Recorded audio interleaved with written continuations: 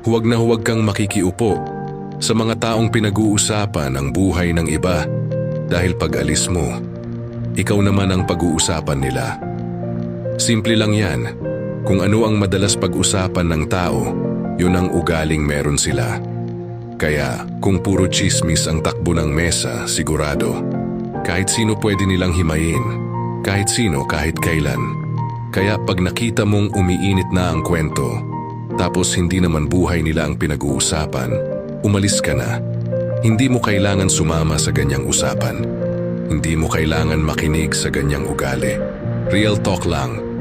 Ang taong mahilig magkwento ng buhay ng iba, mahilig din gumawa ng kwento tungkol sa'yo. Kaya kung ako sa'yo, mas pipiliin ko yung tahimik na gilid kaysa mesa na maingay. Pero puro paninira naman ang laman, simple lang, umiwas ka. Dahil hindi lahat ng upuan dapat inuupuan.